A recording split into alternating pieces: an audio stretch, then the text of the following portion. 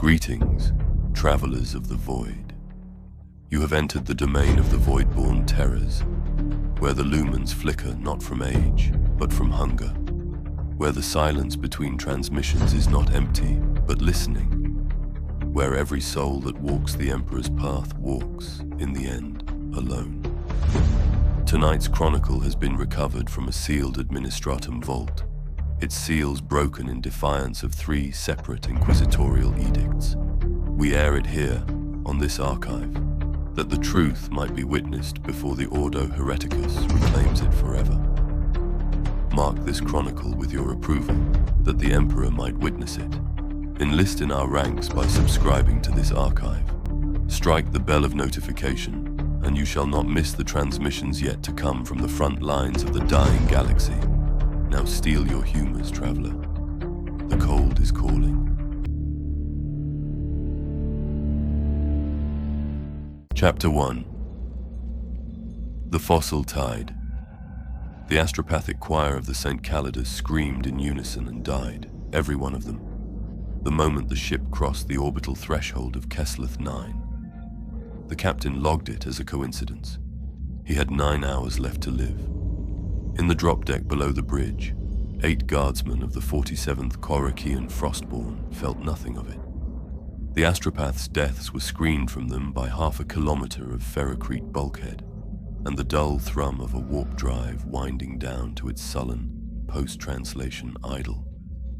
They knew only the things a guardsman is permitted to know: that they had been issued cold weather kit, that their laser guns had been blessed against frost jam by a tech priest who refused to look any of them in the eye, and that the embarkation hymnal had ended on the 3rd stanza instead of the 5th.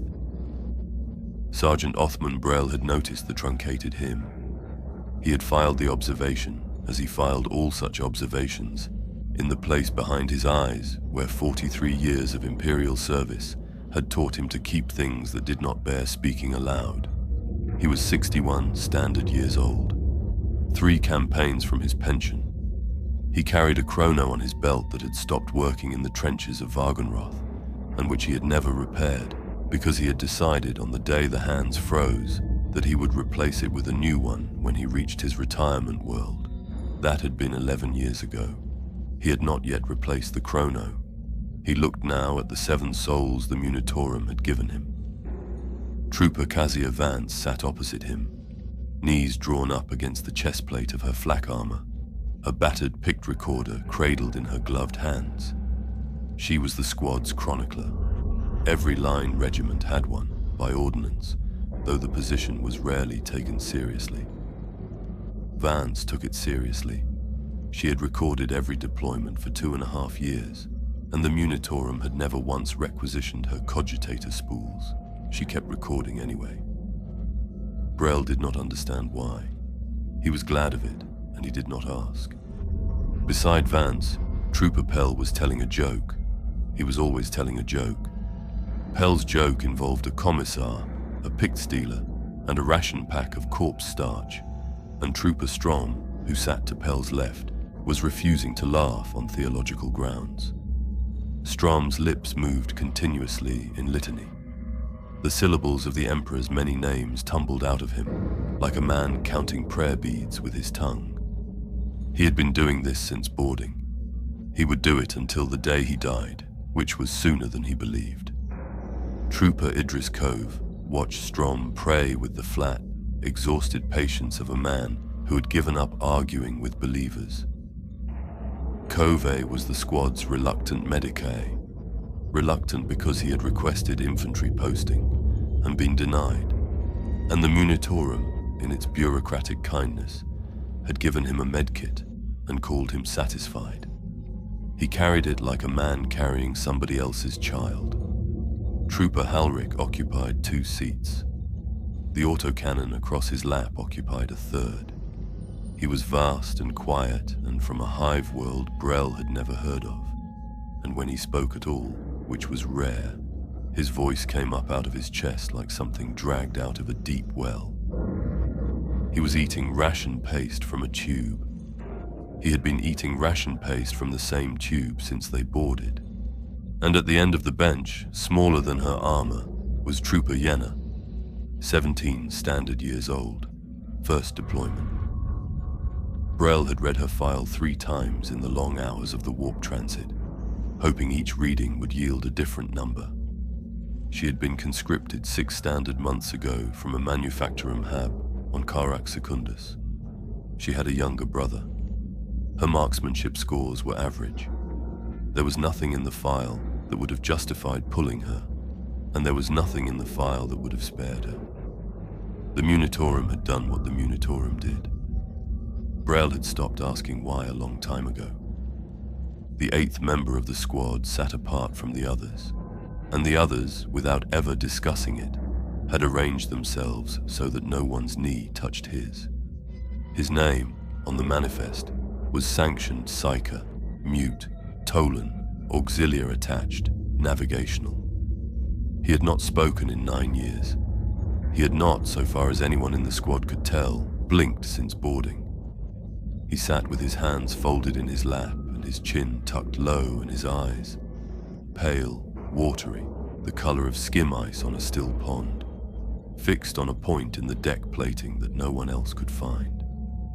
There was an iron collar around his throat. The collar hummed, very faintly, with the warding rites of the Adeptus Astra Telepathica. Brel did not like the way the hum had changed pitch when the St. Calidus dropped from the warp. The drop officer's voice came down through the speaker grill, distorted by static. Squad Veshkar, briefing in 3, stand there. Brel stood. 6 others stood with him. Mute Tolan rose last, and he rose without using his hands, and Brel, watching him out of the corner of his eye, thought for a moment that the Psyker had not stood at all, but had simply been raised, lifted by some unseen lever from beneath the deck. He filed that observation too, in the place behind his eyes. The briefing was a picked slate, and a Munitorum officer who had clearly been pulled from his bunk to deliver it. The world below them was Kessleth-IX, designation Bone-Glacier, a death world locked in permanent winter under a dim, jaundiced sun. There was a Mechanicus excavation site on the southern continent, Dig Cathedra 7, which had ceased Vox contact 11 days ago. Last transmission from the Magos in command had referenced anomalous fossilized strata recovered from the deep ice. Then nothing. 11 days of nothing. Squad Veshkar's orders were simple. Drop insert at the dig site. Conduct a perimeter sweep. Secure the cogitators. Render the Magos, alive or dead, for Mechanicus retrieval. If the Magos was dead, recover the augmetics. If the Magos was alive, restrain him gently. The Mechanicus was very particular about how its servants were handled. There was no mention of Xenos. There was no mention of heretics. There was no mention of the word war. Pell, when the briefing ended, leaned over to Vance and murmured, 11 days of silence, and the Munitorum sends 8 of us. You think they're being cheap, or they're being optimistic? Vance did not answer. She had pressed record on her picked recorder the moment the briefing began. She would press stop when the squad was extracted. She always recorded the whole deployment. She had her reasons. She did not share them. Brel watched Mute Tolan. Mute Tolan was looking at the picked slate. The slate had gone dark when the briefing ended. Tolan was still looking at it. Brel said quietly, so the others would not hear, "What do you see?" Mute Tolan did not answer. He had not answered a question in 9 years, but his eyes, those pale, watery, skim ice eyes, flicked sideways, just once, just for an instant, and met Brel's. And Brel, for reasons he would not have been able to articulate even at gunpoint, stepped back. The drop pod struck the glacier with the sound of a hammer driven into iron. The hatch blew. Cold air came in through the breach like something eager. A dry mineral cold. The cold of a place that had not been warm in 10,000 years, and resented every degree of heat that any living thing dared bring into it. Brel's rebreather sealed. The frost crystallized on the metal of his collar before he had taken his second breath. They came out of the pod in textbook order. Halric first with the autocannon sweeping, Brel and Strom behind, then Cove, then Pell, then Yenna, then Vance, still recording, then Mute Tolan last, who did not seem to notice the cold at all. The dig site lay before them. It should not have been intact. That was Brel's first thought. After 11 days of Vox silence, on a world where the wind carried microshards of fossil ice that could strip paint from a chimera's hull in an afternoon, it should have been a ruin. Instead, the prefab structures stood in their precise Mechanicus geometry, lumens burning through frosted viewports, generator stacks venting plumes of pale steam into the colorless sky. The promethium reek of the auxiliary heaters hung in the air. Brel could taste it through the recycled wash of his rebreather, mixed with the metallic tang of the cold itself.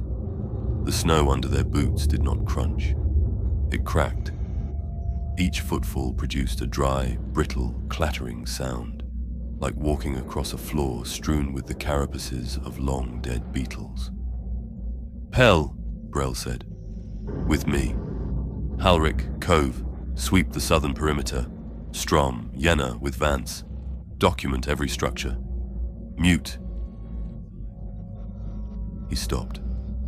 Mute Tolan had already begun walking, not toward the structures, toward the central excavation pit, which lay beyond them, at the far end of the site, sunk like a wound into the ice. Brel did not call him back. The Tech-Adepts were gone. That was the second wrongness. The first had been the intactness of the site. The second was that there should have been 37 Mechanicus personnel here, by manifest, and there were none. No bodies, no bloodstains, no signs of struggle. Their robes were folded. That was what Vance kept returning to. In the recording she would later play back with shaking hands. The robes were folded. Each russet-red Mechanicus garment was set down upon its workstation in a neat, deliberate square, the hood placed atop it like a paperweight, as if the adepts had simply stepped out of their clothes and walked away naked into the snow. Their augmetic limbs were stacked. That was worse. In a corner of the primary cogitator chamber, arranged with obsessive precision, was a pile of mechanical arms, of legs, of optical clusters, and bronze-plated jaw assemblies, and one, only one, full mechadendrite spine, coiled like a sleeping serpent at the apex of the stack. The augmetics had been disassembled. Their power cores were intact. Their servos were undamaged. Someone, something, had simply unbolted them from their hosts and put them away. "Throne and tomb," Pell said from the doorway. He was no longer joking. The cogitators were still recording. Brel checked the timestamps. The recordings had not stopped. 23 days of audio logs, continuous. He keyed playback on the nearest spool. What came out of the Vox grill was not a voice. It was clicking, soft, rhythmic, patient. The slow, dry, deliberate click, click, click of something hard tapping against something harder. It went on for the length of the playback. It had been going on for 23 days. Brel killed the audio. In the next room, very faintly, from the squad's belt Vox units, the same rhythm answered. Click, click, click. The pit was at the far end of the site, and the pit was where the Mechanicus had been digging. Brel reached its lip with Pell at his shoulder, and Mute Tolan already 3 paces ahead of them, standing motionless at the edge with his hood thrown back, and the wind doing nothing to his hair. Vance and the others came up behind. Halric's autocannon swept the ridgeline. Yenna made a small sound in her throat that she immediately tried to swallow. In the pit, half emerged from the blue-black ice like a ship rising from a frozen sea, was a thing. A spine. That was the first piece the eye could resolve. A chitinous spine the length of a Lehman Russ battle tank, ribbed and segmented, each vertebra the size of a man's torso, fluted with bone spurs that gleamed under the weak yellow sun. Above the spine, a skull, or what had been a skull. Mandibles the size of grown men hung from its jaw points, ribbed and curved and tipped with hooks. And around the whole of it, cradling it like the petals of some monstrous black flower, were claws, spiral claws, coiled in the ice in great looping rings, each ring nested inside the last, like the cross-section of an ancient tree.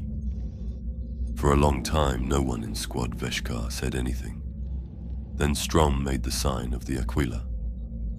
"Xenos," he said. Kove crouched at the edge of the pit and stared into it for half a minute before answering. "Old," he said finally. "Older than Xenos. Look at the ice stratification. That's pre-Imperial. Pre-Long Night.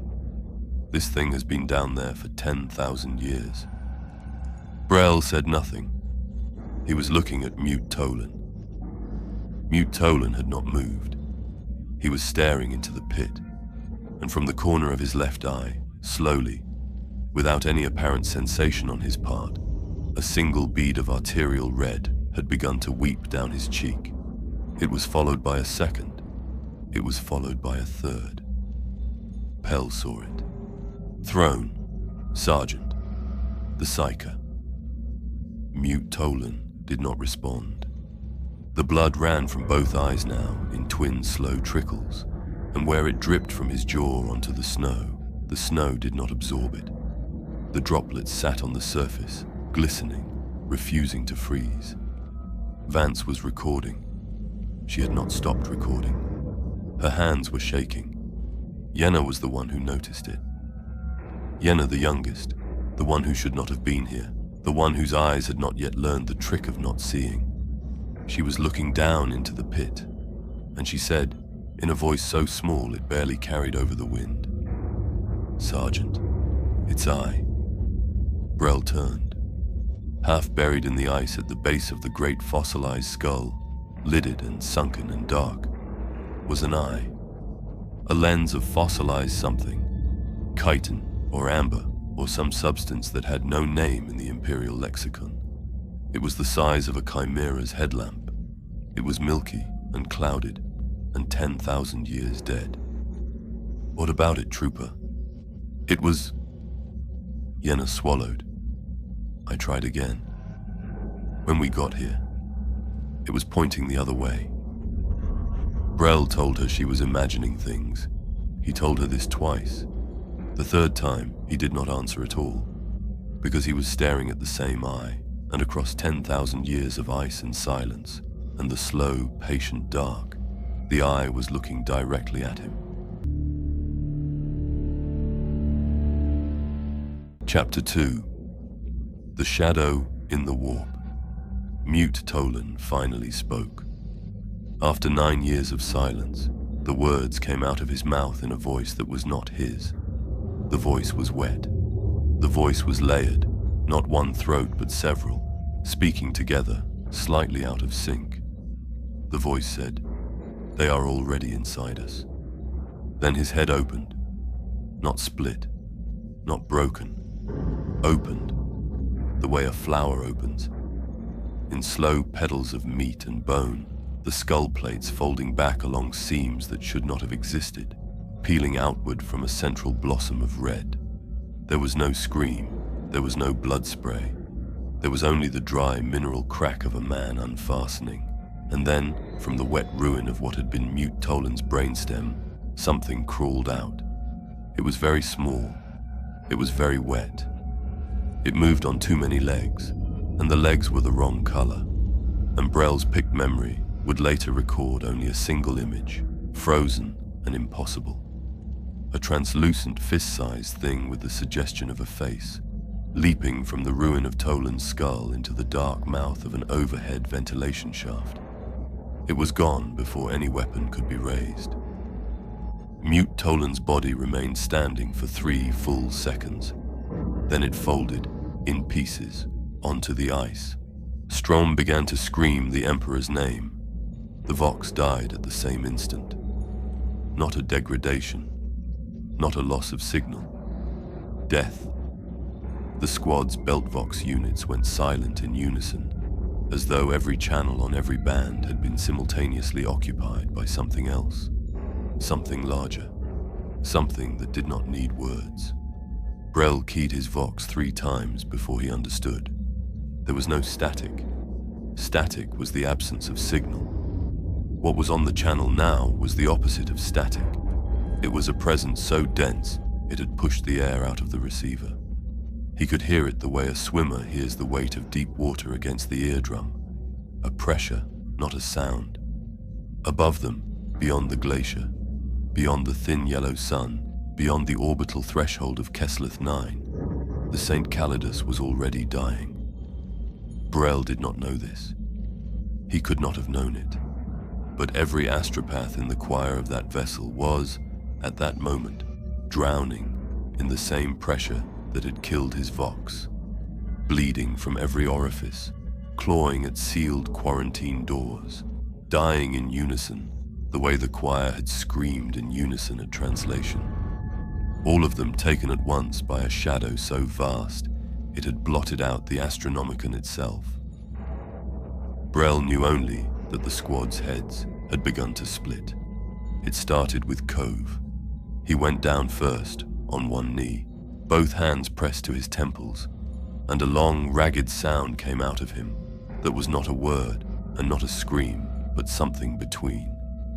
Then Strom, whose lips had been moving in litany since boarding. Strom's prayers fractured into syllables, then into vowels, then into a dry, retching cough as he doubled over and brought up a slurry of blood and ration paste onto the frost.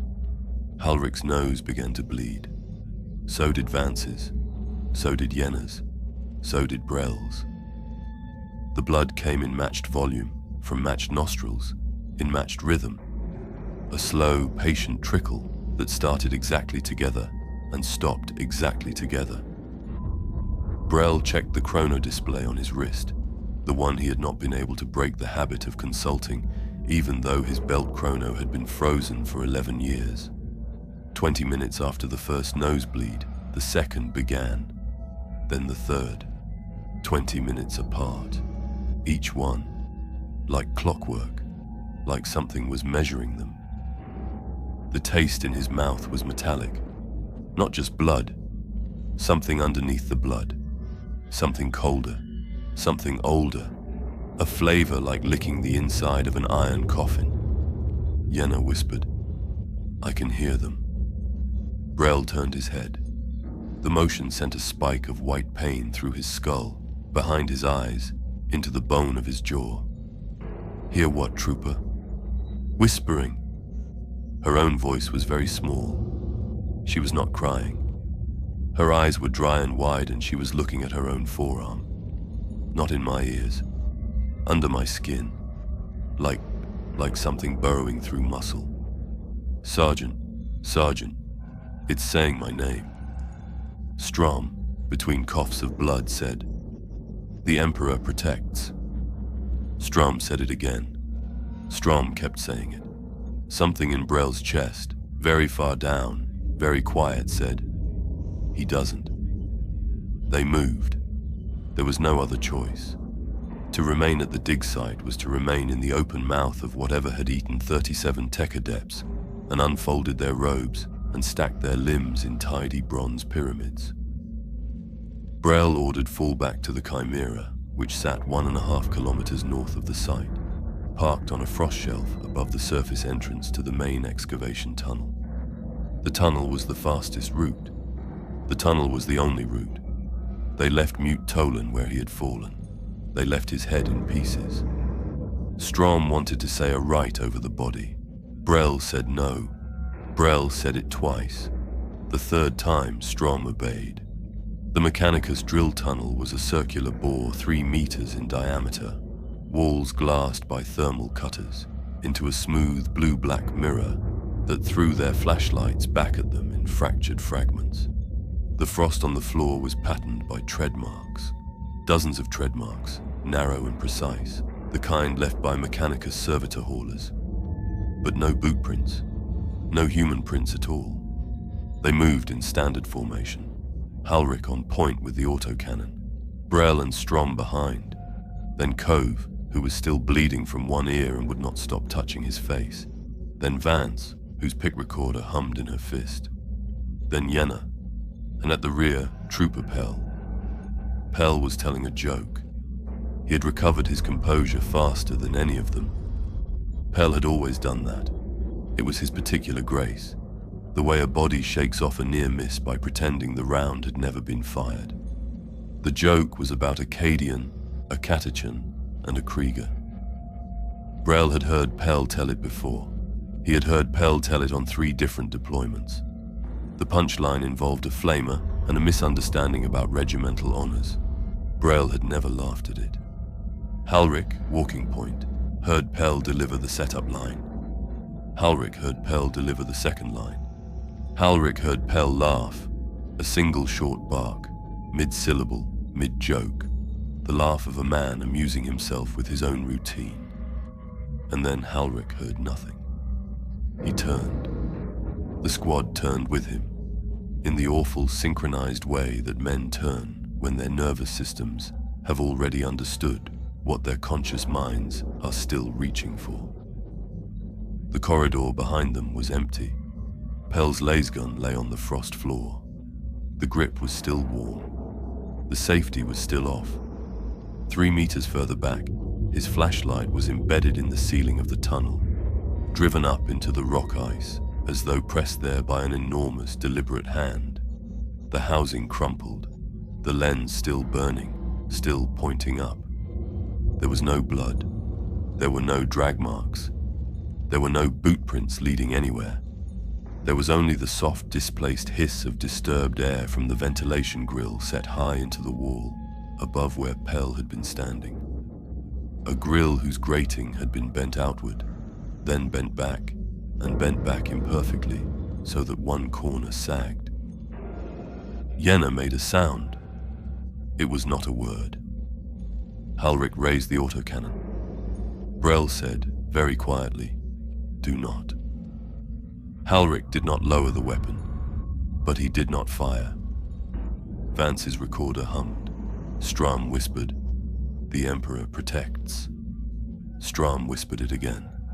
Strom whispered it a 3rd time, and on the 3rd whisper his voice cracked, and he did not finish. The clicking began.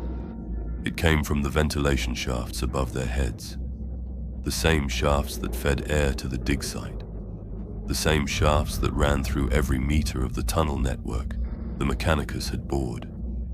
It was not a single clicking. It was many.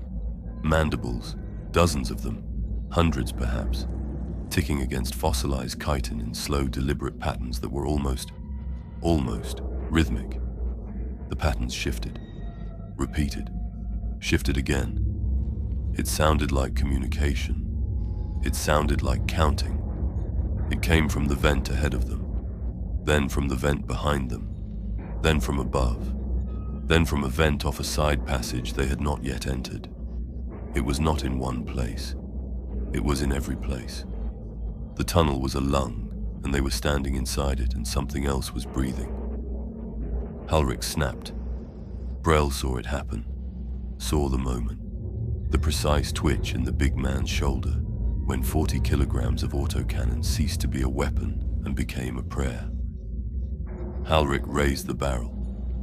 Halric pointed it at the nearest ceiling vent. Halric opened up. A full drum. 200 rounds of explosive autocannon shells, fired up into a metal ventilation grill at point-blank range. The corridor became light. The corridor became sound.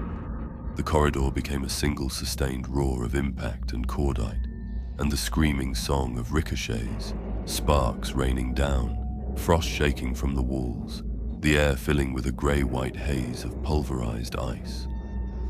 When the drum ran dry, the silence that followed was so absolute, it was a physical weight. The clicking had stopped. For 3 seconds. Then it began again, closer, louder, from a vent that Brel was certain had not been there a moment before. Halric stared at the empty drum in his hands, like a man holding the bones of his own father. Brel said, "Move." They reached the central junction of the dig site by retracing their path. Brel did not run. He did not let them run. Running was what prey did, and prey ran toward the thing that had positioned itself ahead of them. And Brel had been a guardsman long enough to know that if a hunter let you keep your formation, it was because the hunter did not yet need to break it. In the cogitator chamber, on a workbench among the folded Mechanicus robes and the stacked augmetic limbs, Brel found a half-melted picked slate. He had not seen it on the first pass. It was tucked beneath a fallen mechadendrite, partially shielded from the room's ambient light, its screen blackened and pitted as though it had been held against a flame. But the rune at its corner pulsed weakly. The slate was alive, barely. Recording was finished. Playback was available. Brel keyed it.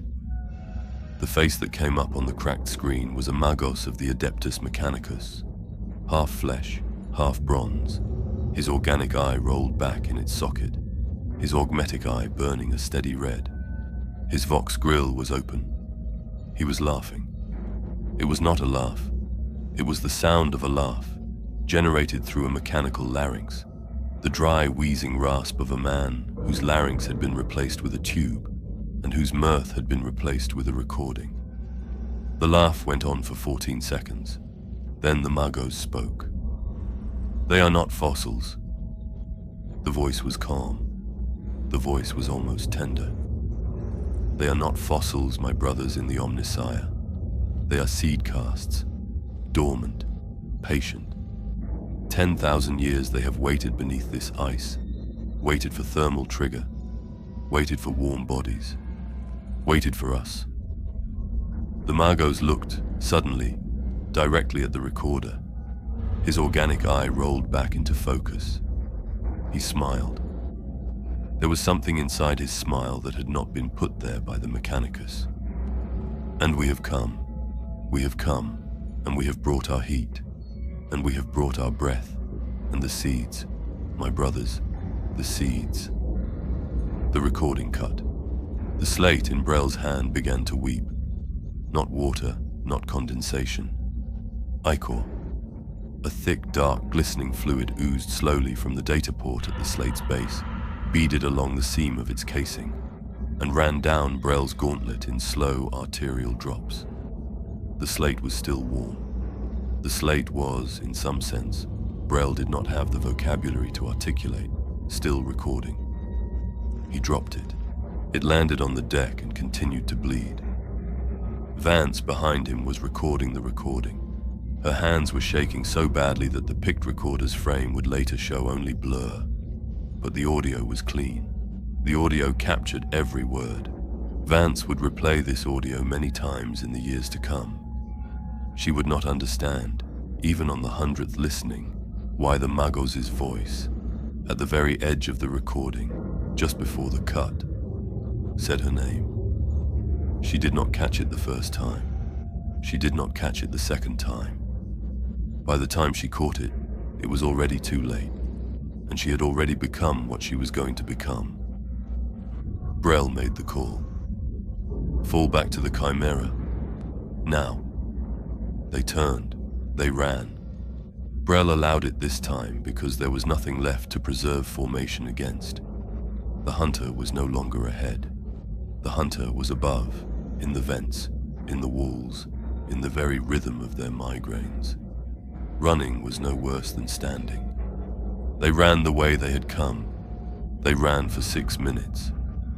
They had been moving at a hard pace, and 6 minutes should have been enough, should have brought them back to the dig site's main entrance, to the prefab outer airlocks, to the cold, honest sky, and the silhouette of the parked Chimera on the ridge above. 6 minutes should have been more than enough. Yenna stopped first. She stopped because the corridor was wrong. The corridor was longer than it had been. The walls were the same. The floor was the same. The frost was the same. But the distance between the cogitator chamber they had left and the next intersection, a distance Brel had measured with his own boots, less than 200 meters, had become something else. They had been running for 6 minutes.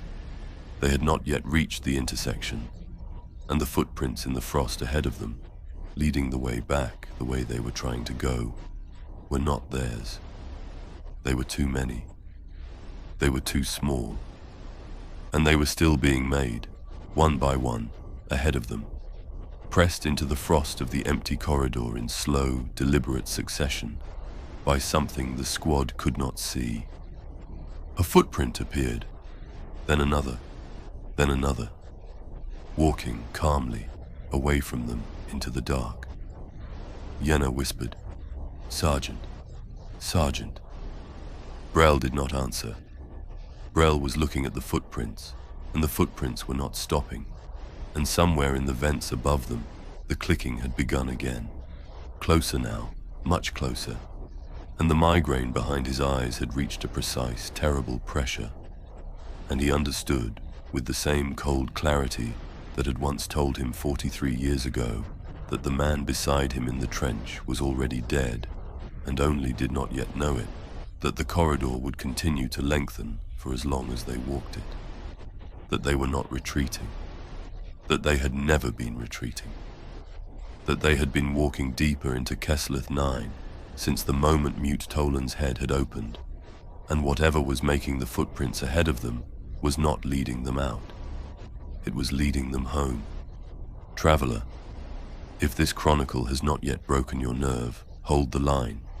The serpent has only just opened its eye.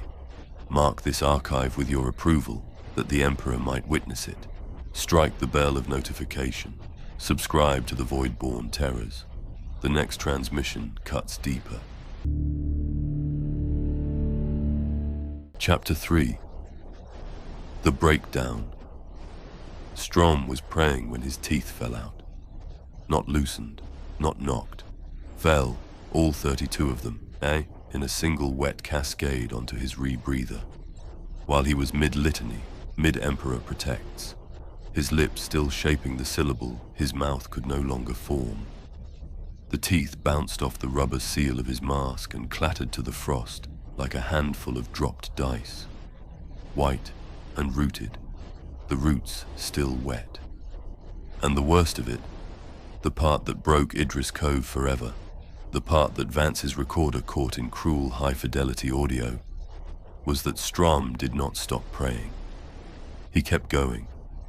Soft, gummed, lisping, the prayers reshaping themselves around the absence of every consonant his tongue had once relied upon. A wet shh of devotion bubbling up from a mouth full of nothing. The Emperor protects. The Emperor protects. The Emperor protects. His eyes were dry. His expression had not changed. He did not seem to know. Kove dropped to his knees in the frost. He vomited. He had nothing left to vomit. What came up was bile, and a single, dark, thread-like worm that landed on the snow and lay still. Brel did not look at it. Brel had decided in some quiet courtroom of his own mind that he would not look at any of this directly anymore, that he would record it only with his peripheral vision, the way a man stares past the edge of a fire to keep the brightness from blinding him. He said, "Kove, on your feet, trooper." Kove did not move. Kove was looking at the worm. Kove. Kove rose. Strom continued to pray. They had been walking the corridor for an hour, by Brel's reckoning, though there was no longer any way to be certain. His chrono had stopped. Vance's chrono had stopped. The dig site's external clocks, when they had passed one mounted at a junction, had been running backward. He had not pointed this out to the others. He had taken it as a private notification. The squad was 4 now. Brel, Vance, Kove, Yenna. Halric walked 10 paces ahead with the autocannon in his arms, and a second drum already loaded, though the drum would not save him, and Brel suspected Halric knew it. Strom walked between Brel and Vance, prayers slurring, and Brel was not certain Strom should be counted among the living anymore. The thing inside Strom was praying. The thing inside Strom had come with the migraines. Brel had stopped looking at Strom's face for the same reason he had stopped looking at the worm. The laser guns flickered. That was the next wrongness. The cold-rated power cells, blessed against frost jam by the tech priest, who had refused to meet anyone's eyes. The cells were draining. Brel's laser gun had read full charge 2 hours ago. It now read 63%. It had not been fired. The cold could account for some of it. The cold could not account for all of it. Halric had reported the same on the autocannon's auxiliary cells, and Halric did not report things like that lightly. Something in the dark was drinking. The lights were dying in sequence. That was the worst of it. The wrongness Brel could not stop watching. The Mechanicus tunnel was lit at 20-meter intervals by ceiling-mounted lumen strips, ancient and reliable, the same model the Imperium had been bolting into corridor walls for 9,000 years. They were going out, not at random, in order. The strip behind them would die, then the strip ahead of that one, then the next, then the next, as if something were walking through the breaker rooms of the dig site, somewhere above or below them, methodically unscrewing the future. The dark closed in 20 meters at a time. Brel kept his squad inside the moving pocket of remaining light, and the pocket kept shrinking, and he did not say what he had begun to suspect, which was that the pocket of light was not retreating from the dark. The pocket of light was being herded. Halric stopped at a four-way junction. The lumen strips died on 3 sides. The fourth corridor remained lit. The fourth corridor curved away to the left and downward, into the ice, away from the Chimera, away from the surface, away from any direction that should have been an escape route. Halric understood. They all understood. Halric raised the autocannon. He said, in his deep, dragged up out of a well voice, "Sergeant, I'll hold here." Brel said, "No." "Sergeant, no." But Halric had already taken his stance. Massive, planted, the weapon braced at his hip the way a hive worker braces a rivet driver. Halric had decided. Brel saw it in his shoulders. Halric had been deciding since the moment the autocannon had emptied a full drum into the vent, and the clicking had started again. Halric was a man who had grown up understanding tools, and Halric had concluded that the autocannon was no longer a tool. It was now only a way of making noise. And Halric was going to make as much noise as he could, in the direction of his choosing, before the dark took him too. He said, "Get the kid out, Sergeant." He meant Yenna. Brel could not move Yenna. He could only move forward. He nodded once to Halric. A small, formal gesture, a thing 43 years of service had taught him to do precisely. And he turned, and he walked the squad into the lit corridor that was leading them down. He heard Halric open up behind them, sustained fire. The corridor lit red and white with the muzzle flash. He heard Halric scream once, a short, surprised sound, not pain but recognition, the sound a man makes when he understands what he has just seen. And then he heard the autocannon stop. He heard the autocannon hit the floor. He did not hear Halric hit the floor. Vance's recorder caught the next thing. The sound of something unfolding, a slow, chitinous unspooling. The sound of segmented limbs separating from a long, curled column. The sound that fossilized claws make when they uncoil from their 10,000-year sleep. And under that sound, very faintly, the clicking. Closer now, almost happy. Brel did not look back. They walked. The corridor descended. Strom's prayers grew softer. Yenna had stopped speaking entirely. She had stopped at the moment Halric had told Brel to get the kid out, as though hearing herself referenced in the third person had finally severed something. She walked with her laser gun held in both hands, at chest height, and she walked half a pace inside Brel's shadow, and she did not look at the walls. Cove walked beside Vance. Cove was muttering. Brel caught fragments. 20 minutes, 20 minutes, 20 minutes. The next nosebleed was due. Cove was counting it down. Cove had stopped being a Medicae and become a man waiting for the next confirmation that the universe was still keeping its appointments. Vance kept recording. Brel had begun to notice things about Vance. She had not had a migraine. She had not bled. Not from her nose at the 20-minute interval. Not from her ears. Not from anywhere. Strom had bled. Cove had bled. Yenna had bled. He himself had bled. Vance had not. He filed this observation in the place behind his eyes, and the place behind his eyes was very full now, and something had begun to leak out of it. The corridor opened. It did not open into a chamber. It opened into a gallery, a long, vaulted excavation chamber. The Mechanicus had cut into the deep ice, the ceiling lost in shadow, the floor a polished mirror of blue-black glacier glass. The lumen strips along the walls were still burning. The chamber was vast. The chamber was full of fossils. Hundreds of them, half emerged from the walls, half emerged from the floor.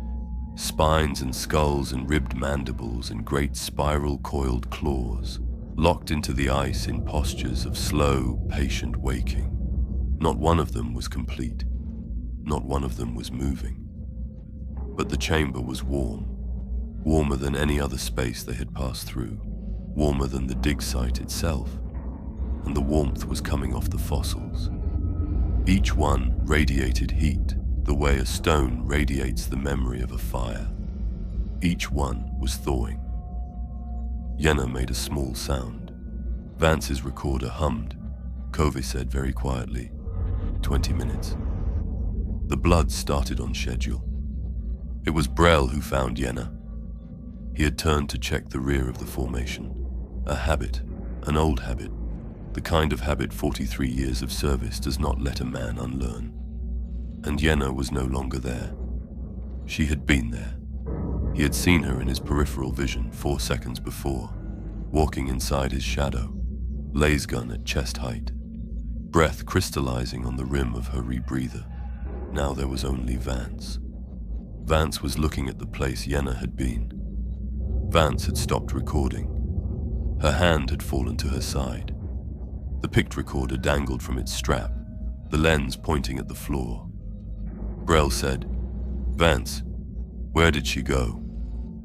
Vance did not answer. Brel grabbed Vance by the shoulder and turned her bodily. "Where did she go, trooper?" Vance's eyes refocused, slowly, the way the eyes of a sleeper refocus on the bedroom ceiling. She said, I don't know, Sergeant. I was watching her. She was right there. The light flickered, just once, and she..." Brel followed Vance's gaze. Yenna's flashlight lay on the ice. The beam was on. The handle was warm. It was pointing at the ceiling. It was pointing at a vent that had not been there a moment before. A circular shaft, freshly bored into the rock ice above them, the edges still smoking faintly with the heat of whatever had made the cut. The vent was open. The vent was silent. Air moved in it, very slowly, in the long, patient breath of something that had finished swallowing. Brel did not look up. He had told Yenna, in Chapter 1, not to look up. He had been right then. He was right now. He said, "We move." Vance whispered, "Sergeant, we move." They left the gallery. The corridor on the far side rose. Brel almost wept in some private chamber of himself when he saw that it rose, and they followed it for an unmeasured time, and Strom's prayers had become a single sustained hum, and Cove had stopped counting, and Vance was recording again, recording obsessively, the lens steady, the audio clean, recording everything, as though if she captured every moment the recording itself would become the evidence, and the evidence would matter. It would not matter. She did not know that yet. They stopped to rest. Brel allowed it because Cove was no longer walking properly. Cove's left leg had begun to drag, and Cove had not noticed, and Brel did not want to be the one to point it out. They sheltered in a side chamber, a Mechanicus equipment alcove, doors half jammed in their tracks. Brel posted Vance at the entrance. He sat down beside Cove. He took his rebreather off for the first time in 11 hours. The air tasted of ozone. And under the ozone, something older. Something that had a name in no human tongue. Brel said very quietly to Cove, "Listen." Cove listened. Cove was beyond questioning anything. Brel said, "I want you to know something. In case I am the one taken next, you should know it. Someone should know it." Cove waited. Brel said, "This is my 4th excavation site." Cove did not respond. 4 times the Munitorum has reassigned me to a Mechanicus dig that went silent. 4 times. Mechanicus excavations on dead worlds, dead colonies, frost worlds, jungle worlds, one subcrust mining world that no longer exists. Each time I was one of a squad. Each time I was the squad sergeant. Each time my squad died. Each time I came back. Alone. Cove's eyes had not left Brel's face. I have never asked for these reassignments. I have never received the paperwork. The paperwork simply arrives. The Munitorum says I am valuable in this role. The Munitorum says the Departmento has full confidence in my survival. 3 campaigns from retirement, Cove. 3 campaigns. 11 years I have passed since I retired. The chrono on my belt has been frozen for 11 years. Brel held up his wrist. The chrono showed a time it had shown for over a decade. "I do not know," Brel said, "what I am. I do not know why I keep coming back. I do not know why the others always die and I always live. But I have begun to suspect, Cove, I have begun to suspect, that I am not being sent back to investigate these sites." Cove waited. Brel said, "I am being sent back to find them." The chamber was silent. Strom in the corner hummed.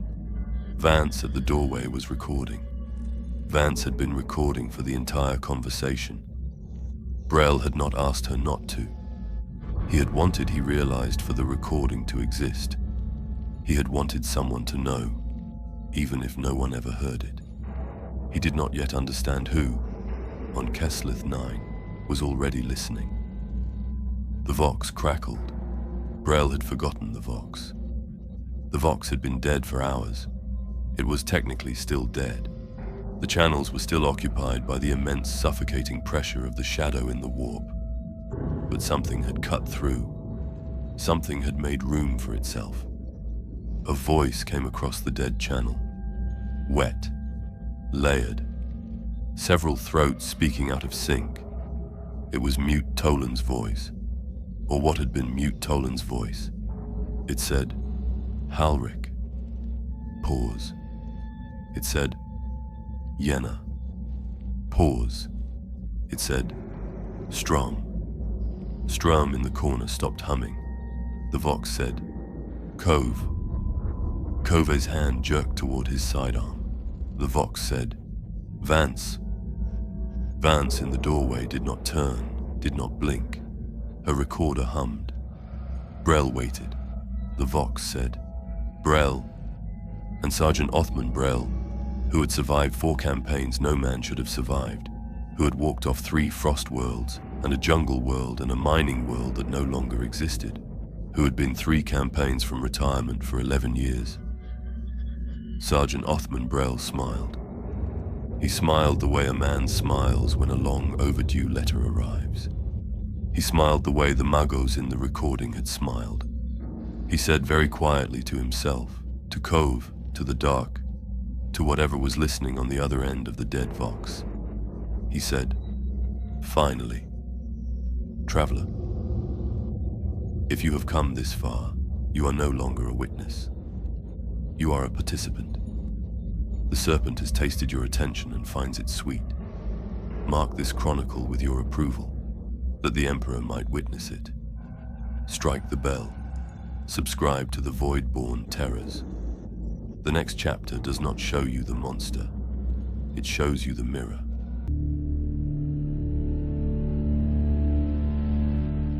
Chapter 4. The Revelation. Cove was the one who finally understood. He understood while he was kneeling over the fossil, scraping the ice from its mandibles with the edge of his combat knife. His bare hand pressed against the curve of the great chitinous jaw because he had needed, for some reason he could not have explained, to feel it. And he understood because the mandibles were not fossilized. They were growing, slowly, imperceptibly. So slow that the eye could not catch the motion, so slow that only patience could betray them. He had been watching the same mandible for 40 minutes, kneeling there, not moving, not breathing harder than he had to. And in 40 minutes, the tip of the mandible had advanced 9 centimeters out of the ice. 9 centimeters. He measured it twice. He measured it with the marked grip of his combat knife. The first measurement was 9 centimeters. The second measurement was 9.5. Time was different in this chamber. He had begun to suspect it. He understood it now. He did not stand up. He could not. His left leg had stopped responding 3 corridors back, and Brel had said nothing about it, which meant Brel had also understood. Cove understood that his leg was no longer his. Cove understood a great many things. Kneeling there, with his bare palm against the warm fossil, his medicized fingers reading the slow industrial pulse of something that had been waiting 10,000 years to wake up under the heat of his own hand. He turned his head, slowly. He said in a voice too steady for what he was saying, "Sergeant." Brel was 3 paces behind him. Vance was 4. Strom was somewhere. Strom was no longer somewhere they could easily place. Strom drifted now at the edges of the formation, humming. Cove said, "They aren't fossils." Brel said, "I know. They were never fossils. I know. Sergeant." Cove's voice cracked just once, in the middle of the word. The Mechanicus didn't find them. The Mechanicus woke them. Their drills, their generators, the thermal output of 37 augmetic bodies working in shifts, 23 days, in a chamber the size of this. Bimmelman. Brel said, "I know. And we." Cove's hand was still on the mandible.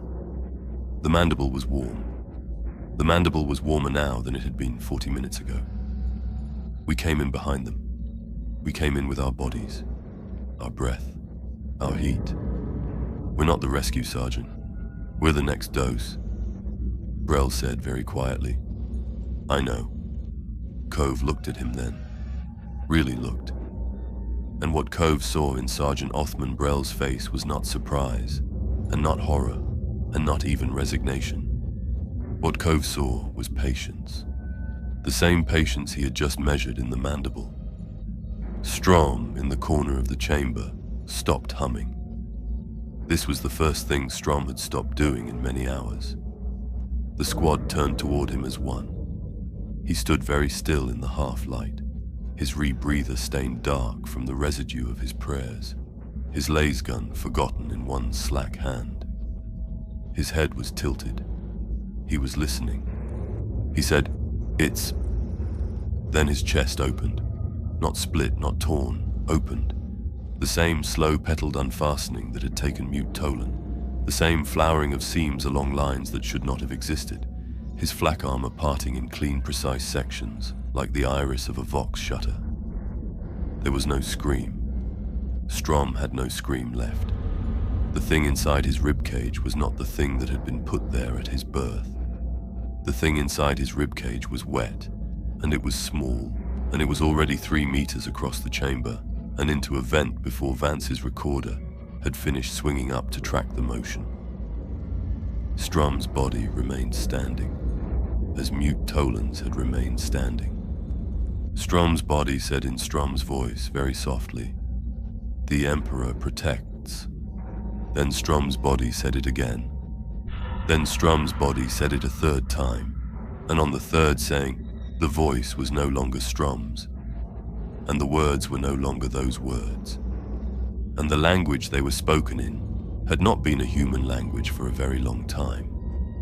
Strom's body folded onto the ice. Kove laughed. It was a small, broken laugh. The laugh of a man who has, at long last, been shown the punchline of a joke he has been waiting his entire life to understand. He laughed once. He laughed again. He shook his head, his bare hand still pressed against the warm fossil, and he laughed a third time, and the laugh became a wet cough, and the wet cough became blood, and Idris Kove went down face first across the mandible and did not get up. Brel did not move. Vance did not move. The chamber breathed. Brel said, "Vance." Vance did not look at him. Her recorder was still tracking the vent through which the small, wet thing had vanished. "Vance, look at me." She looked. Brel said, "How many of these have you recorded?" Vance said, "Sergeant, how many deployments? How many recordings? You record every deployment. How many?" Vance said slowly, 2.5 years, Sergeant. I have perhaps 11 complete deployment spools. I keep them in my footlocker.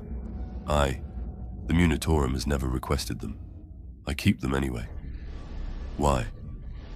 Vance opened her mouth. Vance closed it.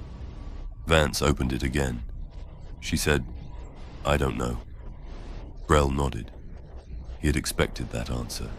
He had received that answer in some form 3 times before, from 3 other young chroniclers, in 3 other squads, on 3 other dead worlds. And he had received it in his own voice at some point so distant in his own past that he could no longer locate the year. He said, "I want you to play back the spool, the current one, from the start." She did. The recorder's small vox grill came alive in the cold chamber, and what came out of it was the voice of Trooper Kazia Vance, reciting, in clean, unhurried low Gothic, the dates and times and Munitorum identifiers of the deployment to Kessleth-IX. The standard preamble. Every chronicler began every spool the same way. The voice on the recording said the right words. The voice on the recording said them in the wrong order. The voice on the recording said Kessleth-IX before it said the regimental number. It said the regimental number before it said the date. It said the date in a numbering system Vance did not use. The voice was hers. The cadence was hers. But the content was being assembled by something that did not quite remember which order human languages preferred. Vance's hand began to shake. The recording continued, past the preamble, into the briefing. The Munitorum officer's voice came through, distorted, and said things the Munitorum officer had not said. The recording said, "Squad Veshkar will be inserted at the dig site, where they will provide thermal output sufficient for second stage activation of the seed strata. Squad Veshkar's biological yield is estimated at..." Vance killed the playback. She was breathing very fast. She was not crying. The tears would not come. Something had reached behind her eyes and held them dry. She said, "Sergeant, Sergeant, my recordings." Brel said, "It's editing them, has been, probably from the beginning of the deployment, possibly from before that." Vance said, "Why?" Brel said, "Because it's grooming you." The chamber was very quiet. Brel said, "I know it's grooming you because I have seen it groom others. I have been groomed. I have stood where you are standing, on 3 other worlds, and the recording I carried, because I carried recordings once, Vance. I was the chronicler in my squad too, before I was the sergeant. The recording I carried said the wrong things in the right voice, and I came home, and I forgot, and I came back." Vance said, "Sergeant, What are you? Brel laughed. It was not Cove's laugh. It was older, more tired. He said, I'm what you'll be. He sat down. He sat down in the warm chamber, on the ice, with his back against the curve of a fossilized vertebra, the size of a grown man's torso. And he set his lasgun across his knees, and he looked up at Vance and he told her. He told her about the 4 deployments. He told her about the chrono frozen on his belt for 11 years. He told her how the chrono had stopped on the night of his 2nd deployment. A frost world like this one, though warmer, though smaller. When he had come back to his bunk after the squad's last extraction and removed his armor and discovered that his service tags had been replaced. New tags. Same name, same serial, new issue date, 11 years in the future. He told her how he had reported it, how the Munitorum clerk had laughed, how the laugh had been the same laugh as the Magos' laugh on the half-melted slate, how the clerk had stamped his form and told him not to worry, that the requisition was in order, that he was valuable in this role. He told her about the Departmento Munitorum. He told her, and this was the worst telling. The telling Vance's recorder caught with cruel clarity.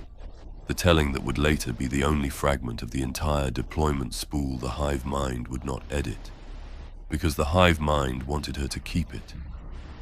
He told her that the Munitorum was not what it pretended to be, that somewhere, deep in the bureaucracy of the Karakian subsector, in some office that had been a clerical post 6 generations ago, and was now something else entirely, there was a Genestealer cult.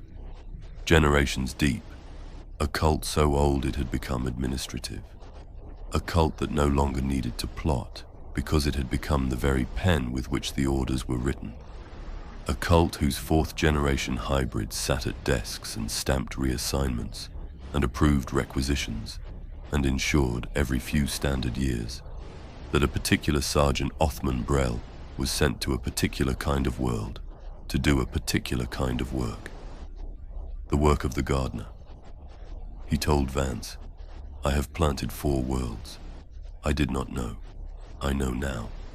He told Vance, each time I came back, my mind was emptied. Each time the cycle began again. My squads die. I am left. I am reassigned. I am sent again. I am the lure. I am the seed bearer. The Hive Fleet does not chase me. The Hive Fleet is fed by me.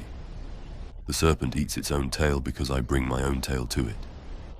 He told Vance, and you, Trooper Kazia Vance, chronicler, the one who does not bleed at the 20-minute mark, the one whose recordings are being edited but who is not being killed, the one who has been on this deployment, by the count of your 2.5 years and your 11 spools, for too many deployments to be counted. He told Vance, you are the next gardener. He told Vance, I am the one before you. Vance sat down. She did not decide to sit down. Her legs decided. She sat down across from Brel on the ice, with the fossil mandibles growing slowly out of the wall behind her, at 9.5 centimeters per 40 minutes, and she looked at her own hands. Her hands were not bleeding. Her hands had not bled this entire deployment. She said very quietly, I don't remember. Brel said, I know. I don't remember any other deployment. I know. I have files. I have a footlocker. I have 11 spools. You will have 12 after this one. The Munitorum will file it. You will be promoted. You will be reassigned. You will not remember this conversation. 18 months from now, perhaps 24, you will receive an envelope. The envelope will tell you that your services are required. You will not be able to articulate why you say yes. You will only feel that you must. Vance was silent. Brel said, I am sorry, Vance. Vance said, why are you telling me this if I won't remember it? Brel said, because somewhere, very deep in you, there is a part that will remember. Not the words, just the shape of them, a pressure, a reluctance. The next time the envelope arrives, the part of you that remembers will try to say no. It will fail. It always fails. But it will try. I know because mine has been trying, on every reassignment, for 11 years. He looked at her. His eyes were very tired. He said, "Promise me one thing, Vance." She waited. He said, "When the envelope comes, when you cannot say no, when the part of you that remembers fails, at the very last moment before you board the ship, I want you to look at your service chrono. I want you to see whether it is still working. If it is not, if it has stopped, then what I am telling you now is true, and you will know. For 1 second before it all goes again, you will know." He said, "That is the only kindness I can offer you, Vance. That second." He said, "It is the kindness no one offered me." Brel held out his laser gun. He held it out across the space between them, slowly, but first, the way a man hands a tool to an apprentice. The barrel pointed back toward himself. He said, 3 power cells left. The Chimera is still on the ridge, still warm, still operational. The corridor will stop lengthening once you turn back, because I will be here, and the chamber will have what it wants. You will make it to the surface. The Vox will reconnect at the orbital edge. A relief vessel will come. He said, "You will be debriefed. You will be praised. You will be promoted." He said, "Before any of that, I am asking you, Cassia, do me one last kindness." He turned the laser gun. He set the muzzle of it gently against the back of his own skull. He held the grip out toward her with his free hand. He said, "I am very tired." She took it. Her hand did not shake. Her hand had stopped shaking. The thing in the chamber, watching, had calmed her hand. She put her finger inside the trigger guard. She felt the cold metal of the trigger. She felt Brel's pulse, faintly, through the stock of the rifle. The slow, patient pulse of a man who has been waiting for this moment for 11 frozen years. Her finger tightened. Brel said, very quietly, just before the trigger broke, and what he said made her freeze, made her hand shake again, made her understand, finally and completely, why she had been chosen for this mission, why the recordings were being edited, why she did not bleed, why the chamber was warm. He said, "Cassia, you have been here before. Traveler, if you have followed the chronicle this far, you are now witness to the truth no Imperial citizen is permitted to know. The serpent has shown its tail, and its tail is a hand, and the hand is yours. Mark this chronicle with your approval, that the Emperor might witness it. Strike the bell. Subscribe to the Voidborne Terrors. The final transmission does not show you the ending. It shows you the beginning, again." Chapter 5. The Ouroboros. Vance pulled the trigger. The laser gun discharged. A single clean shot at point-blank range, the muzzle pressed against the base of Sergeant Othmun Brel's skull, and the back of his skull went out the front of it, in a fine red mist that hung in the warm air of the chamber for longer than physics should have permitted. Brel's body slumped forward into the ice. His chrono, the broken chrono, the chrono frozen for 11 years, clattered against the fossilized vertebra he had been leaning against. The hands of the chrono twitched. Once. Then they began to move. Slow at first. The second hand crawled forward, then the minute hand, then the hour. 11 years of frozen time unspooling on a dead man's wrist, the chrono catching up to itself the way a held breath releases. The hands raced, they blurred, they reached present time, the actual time on Kessleth-IX, and they stopped there with a small, satisfied click. Brel had been right, about everything. Vance lowered the laser gun, and in the silence that followed, The perfect, terrible silence of a death world, a thawing seed vault, a mind that was no longer entirely hers. Kezia Vance remembered. Not everything. Just enough. A frost world, not this one. Smaller, warmer. The wind had smelled different there. Sulphurous, not mineral. She had been 22 years old. There had been 7 other guardsmen with her. She had been the chronicler. She had carried a picked recorder. She had recorded the sergeant's confession on a half-melted slate in a chamber full of warm fossils. And the sergeant had handed her his laser gun, and she had pulled the trigger, and she had walked out alone. A jungle world. Hotter still.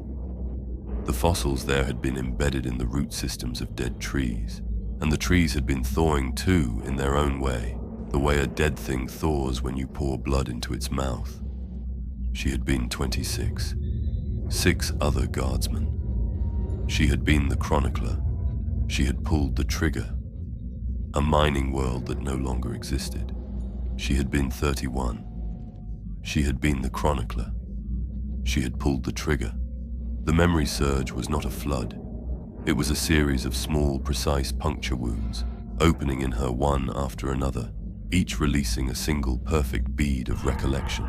She had been here before, 3 times. 3 times before this one.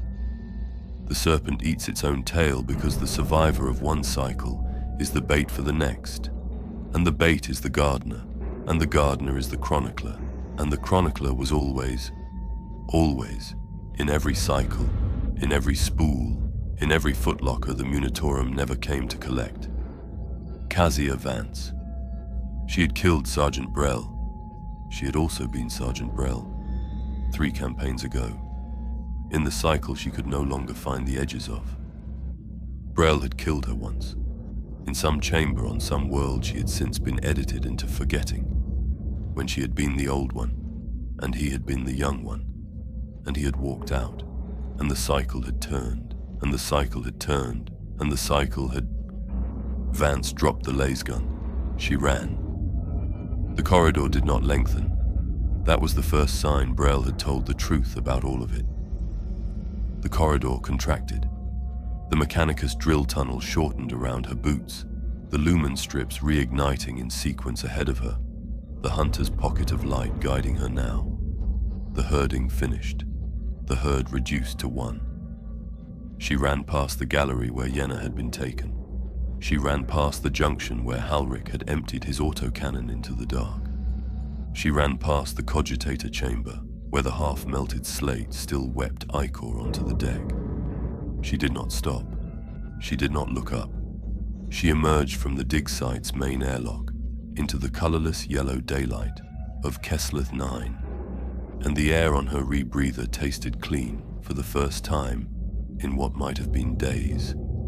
And the Chimera was where they had left it on the ridge above, engines still warm, the auxiliary heaters still humming, the squad's spare kit still stowed in the rear compartment, as though 7 other guardsmen might at any moment come up the slope to retrieve it. She climbed in. She sealed the hatch. She started the engines. She did not look back at the dig site. She did not look back because she knew, with the same cold clarity that had told Brel about the lengthening corridor, that if she looked back, she would see the fossils above the dig site, the great spiral claws, the ribbed mandibles, the long chitinous spine the length of a Lehman Russ. Gone. All of them. Reabsorbed. Returned to the deep ice. The seed vault sealed again, the harvest taken, the chamber waiting for the next cycle. She did not look. She drove. The Vox came back to life as she crested the 3rd ridge. Not a slow return, an eruption.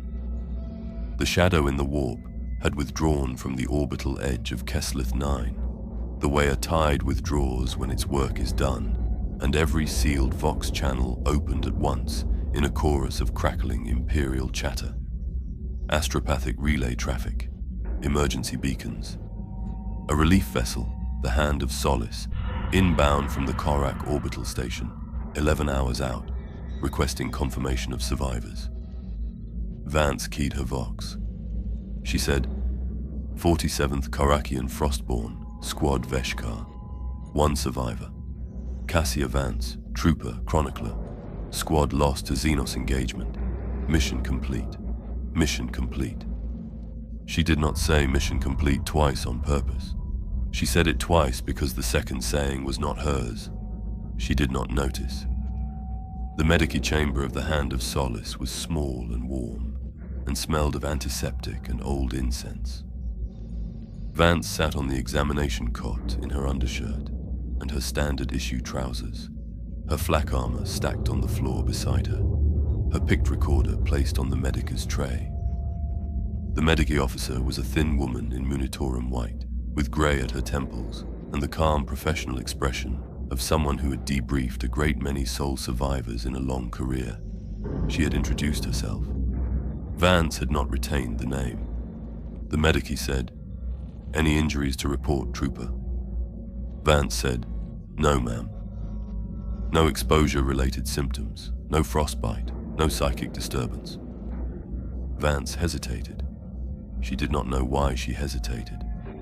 The hesitation came from somewhere very far down inside her, some quiet, unlit room in the architecture of her mind, the room where the part of Brel that had been waiting for the chrono to start moving again had once also waited. She said, "No, ma'am." The medici nodded. She raised a small auspex wand and ran it slowly down the length of Vance's torso. The wand chirped. The chirp was a single short tone, sharp, distinct, the kind of tone the auspex was designed to produce when it detected a specific kind of biological pattern. The chirp was unmistakable. The chirp was the sound the Imperium's medici apparatus had been calibrated to produce 3,000 years ago, in response to the genetic signature of Genestealer infection, 4th stage, dormant. Vance heard the chirp. She knew what the chirp meant. Some part of her, the part that had remembered 3 previous cycles, the part that was now once again being slowly, patiently, lobotomized by the contracting absence of the hive mind's grip, knew exactly what the chirp meant. The medici looked at the auspex. The medici looked at Vance. The medici smiled. It was a small, kind, professional smile. The smile of a colleague.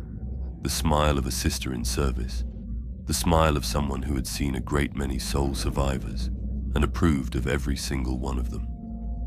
The medici took up her stylus and wrote on Vance's medici record in a clean Munitorum hand, "Status, clean." She stamped the form. She said, "Welcome home, Trooper Vance. The Emperor protects." And in the half-second before Vance's eyes slid past the medici's face, before the contracting absence took the last of the memory, before the 4th cycle began, the way the 3rd had begun and the 2nd and the 1st, Vance saw very clearly the medici's eyes. The medici's eyes were wrong. They were the eyes of the gardener. They were the same eyes Brel had had when his name had been called and he had said finally, when his chrono had restarted, when his work had been completed and his next reassignment had been queued. They were Vance's own eyes, looking back at her across a span of years she could not yet measure. The medici held her gaze for 1 second longer than was necessary. Then the medici looked away, wrote a second line on the form, stamped it again, filed it. The airlock cycled. Vance stepped through.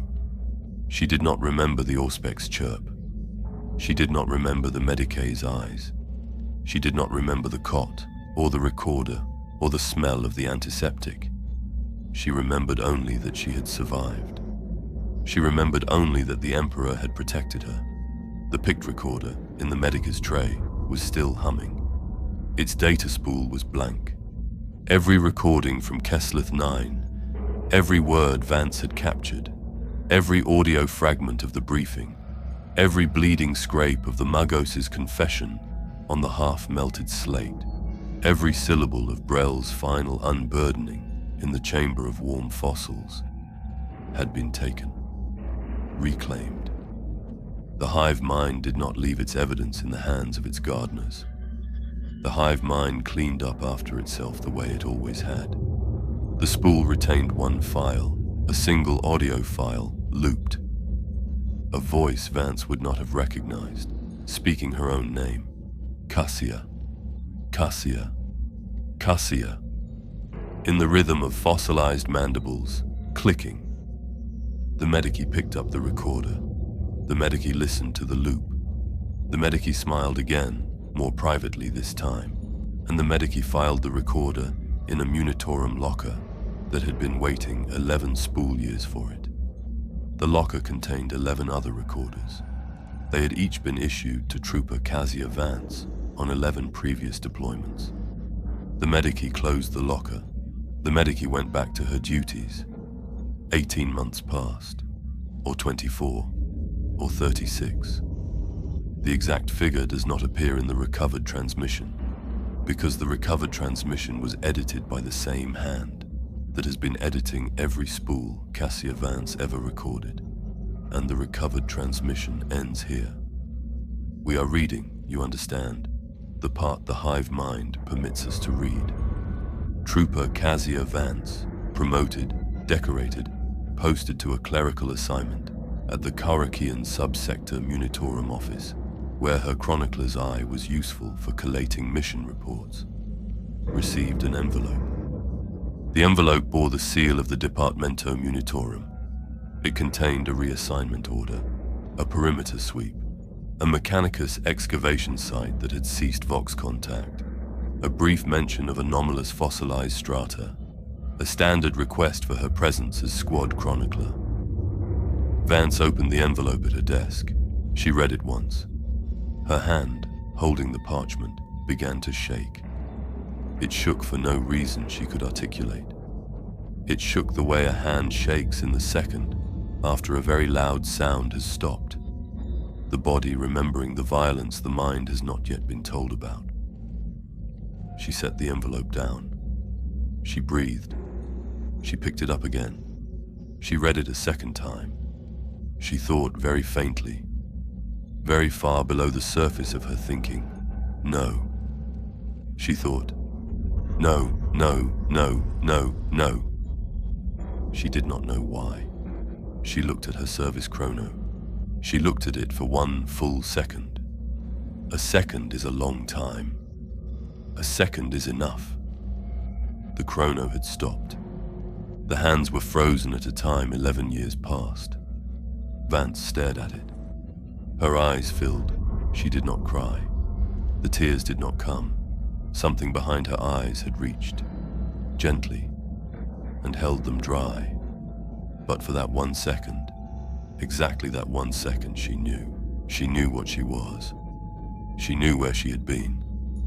She knew that the Sergeant Othmun Brel she had executed in a chamber of warm fossils on a world called Kessleth-IX had been telling her the truth, that he had given her the only kindness he could give, that this second, right now, at this desk, with this envelope in her hand, was the second he had bought for her, the second the gardener buys for the next gardener, the second the serpent gives to its own tail before swallowing. She knew. For 1 second, Cassia Vance knew everything. Then the second ended. Then the contracting absence took her again. The hive mind, generations deep in the architecture of the Munitorum, in the sister cult of the Medici, in the very pen with which the orders were written, closed its hand once more around the small, unlit room at the back of her mind. The chrono on her wrist twitched. The hands began to move. Vance smiled. It was a small, professional smile. The smile of a guardswoman being given an assignment. The smile of a chronicler whose services were valued. The smile of someone who could not have articulated, even at gunpoint, why her hand had been shaking a moment ago. She said aloud to her empty office, to no one in particular, in the voice of the Medici and Brel and the Magos and Mute Tolan and every gardener in the long, unbroken chain of gardeners stretching back 10,000 years. She said, finally. She signed the form. She filed the envelope. She went to pack her kit. This recovered transmission ends here. Trooper Cassia Vance is currently listed as active duty, 47th Karakian Frostborn, awaiting transit to a perimeter sweep on a death world the Munitorum has classified at clearance level Obsidian Black. Sergeant Othmun Brel is listed as killed in action, posthumous Iron Skull, body not recovered. Squad Veshkar is listed as lost with honors. Hive Fleet Ouroboros has not been observed in this subsector. The Administratum maintains there is no cause for concern. The Bone-Glacier of Kessleth-IX remains uncharted, undeveloped, untouched. It is listed in the sector cartography as a barren ice world with no exploitable resources. No further expeditions are scheduled. It is awaiting the next harvest. It is awaiting the next gardener. It is awaiting you. The Emperor protects. The Emperor protects. The Emperor protects. Traveler, you have witnessed the chronicle in full. The serpent has eaten its tail in your presence, and your presence is now part of the serpent. You will not remember why this story stayed with you. You will only feel that it must. Mark this chronicle with your approval, that the Emperor might witness it. Enlist in our ranks by subscribing to this archive. Strike the bell of notification, that the next transmission may find you when it is your turn. The cold is calling. It is calling your name. It is calling it 3 times. The chronicle is yours, traveler. May it linger.